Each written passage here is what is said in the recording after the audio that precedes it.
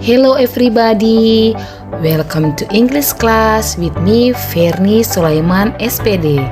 Today we will study about understanding noun and adjective clauses. A clause is a group of words containing a subject and a verb.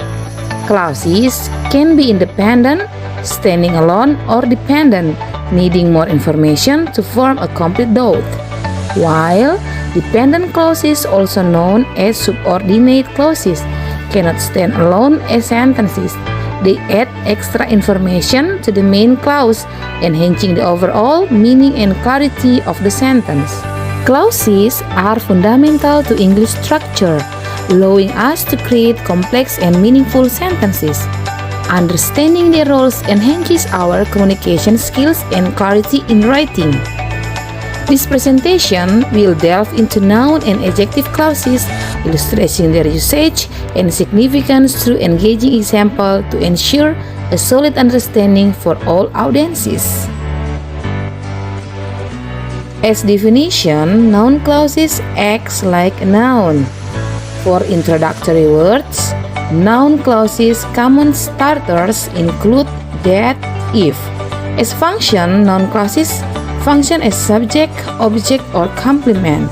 For example, is illustrate usage in noun clauses can function as the subject of a sentence. For example, what she said surprised everyone. It answered the question, what surprised everyone? Noun clauses can function as objects in sentences. They answer questions like what or who regarding the action. For example, she knows that he is coming. I wonder if it will rain.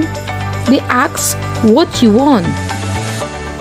As complement, a noun clause can act as complement in a sentence. Here are some examples. I believe that he will succeed. The answer is whether she join us. What she said is that it will rain. Noun clauses function as subjects, objects, or complements in sentences. They can start with words like that, whether, and what. Here are examples for clarity. As subject, what he said was surprising. As object, I don't know whether she will come. As complement, the winner is whoever finishes first. Now we come to adjective clauses. Adjective clause modifying a noun. Adjective clause relative words like who and which. It functions to describe or give information.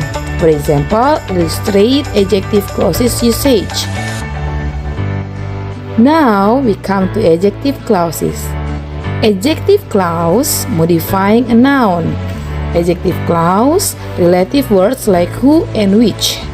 It functions to describe or give information. For example, illustrate adjective clauses usage. As objects, adjective clause can modify objects in a sentence. For example, the book that I borrowed was fascinating. The movie which we watched last night was thrilling. The light gift that she gave me was unexpected. Defining versus non-defining, key distinction in adjective clauses.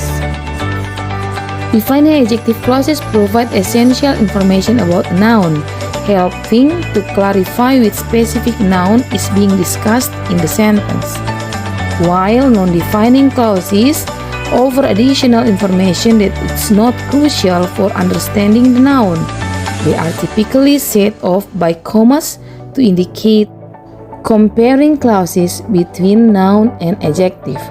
A noun clause acts as a noun within a sentence structure, while adjective clause modifies a noun, providing additional detail or context.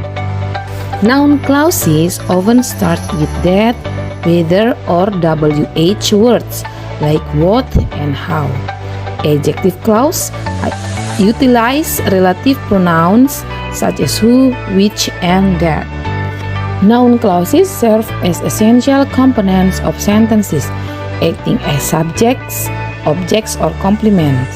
Understanding their role help clarify sentence structure and meaning, enhancing communication.